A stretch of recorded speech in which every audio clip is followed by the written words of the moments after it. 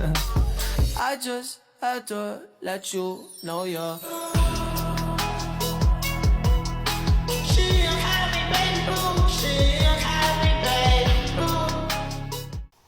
Assalamualaikum warahmatullahi wabarakatuh. Perkenalkan, kami dari kelompok 6 pada mata kuliah e-government.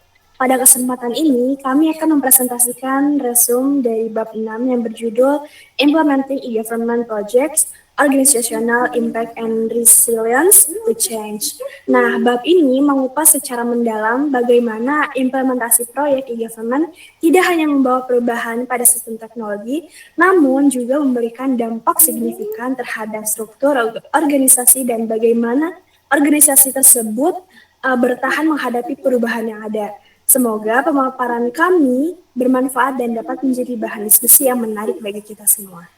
Sebelum masuk ke materi lebih lanjut, izinkan saya untuk memperkenalkan diri.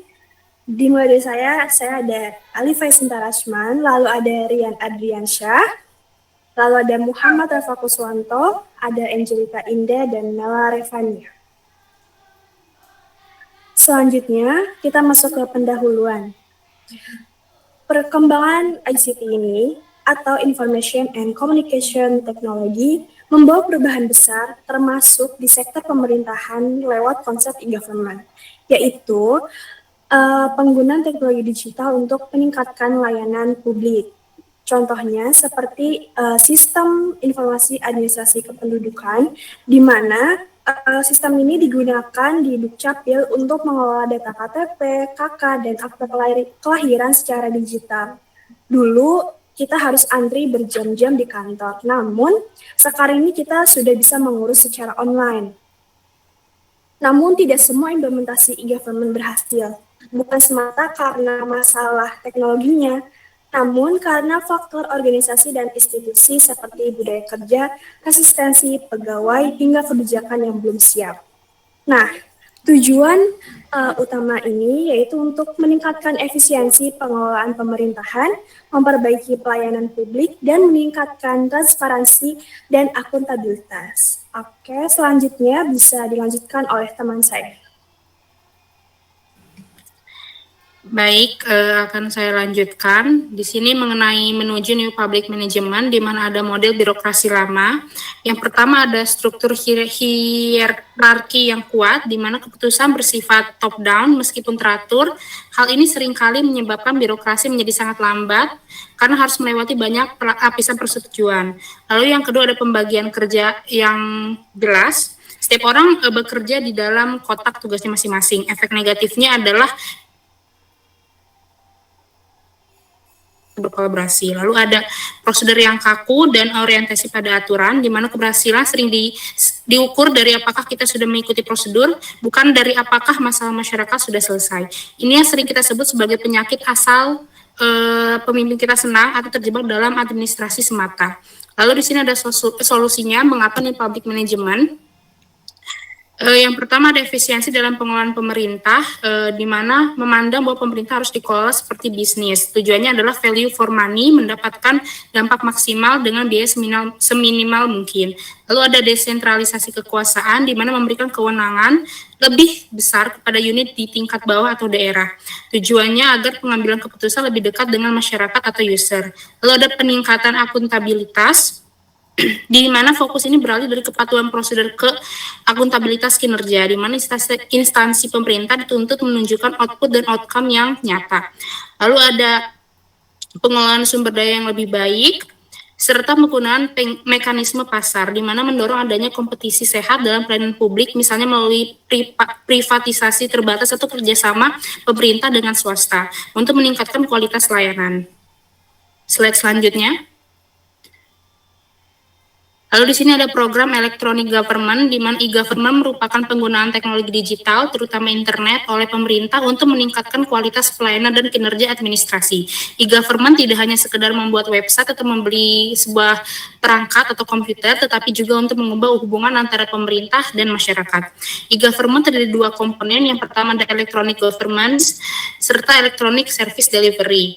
Contoh penerapan untuk e-government sendiri yang pertama adalah akses informasi publik di mana pemerintah menyediakan informasi seperti kebijakan, regulasi, data statistik, serta laporan keuangan. Lalu yang kedua adalah transaksi online di mana masyarakat dapat mengurus segala administrasi atau pembayaran secara online kapan saja dan di mana saja.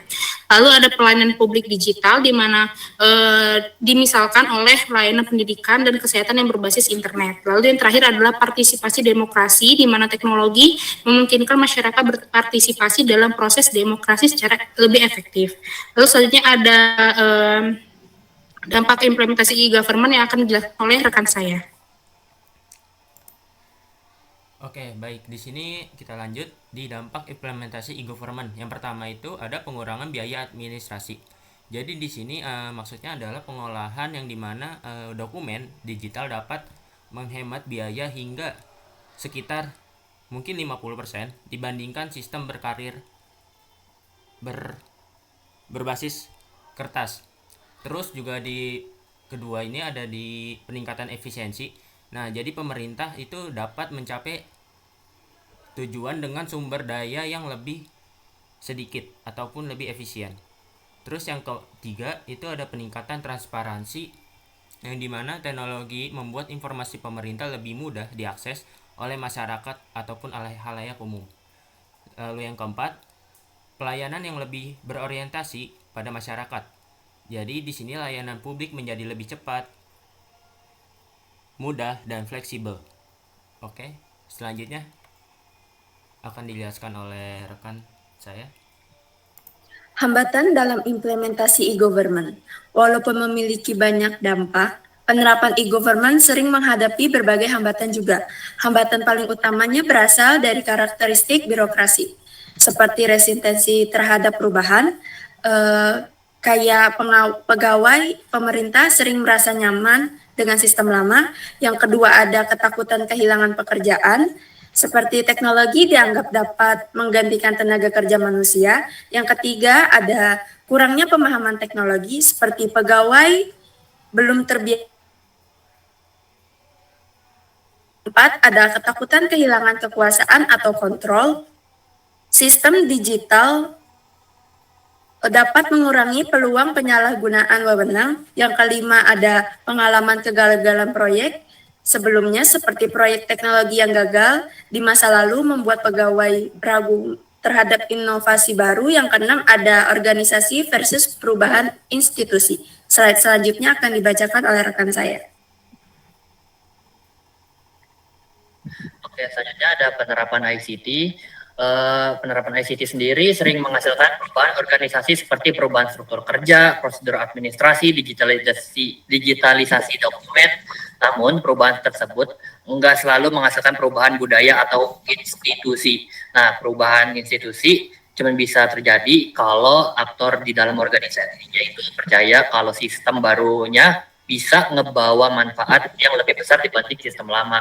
Terus selanjutnya ada implikasi bagi manajer publik, yaitu agar implementasi e-government berhasil, manajer publik harus melibatkan pegawai sejak awal dalam proses perubahan, menjelaskan tujuan dan manfaat program, memberikan pelatihan teknologi, menetapkan tanggung jawab yang jelas, melakukan evaluasi terhadap perkembangan program. Nah, dan terakhir ada kesimpulan, yaitu teknologi informasi memberikan peluang besar untuk meningkatkan efisiensi dan kualitas pelayanan publik melalui e-government. Namun, keberhasilan implementasinya sangat dipengaruhi oleh faktor organisasi, budaya birokrasi, serta kesiapan sumber daya manusia. Oleh karena itu, perubahan teknologi harus disertai dengan perubahan pola pikir, budaya kerja, dan sistem institusi agar tujuan modernisasi pemerintahan dapat tercapai.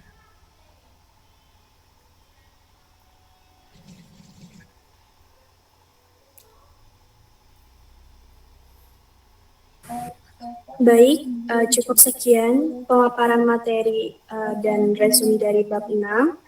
Semoga apa yang kita sampaikan bisa memberikan dampak yang bermanfaat untuk yang menonton video ini. Terima kasih untuk teman-teman yang sudah meluangkan waktunya menonton video ini. Jangan lupa untuk di-like, komen, dan di-subscribe. Terima kasih. Wassalamualaikum warahmatullahi wabarakatuh.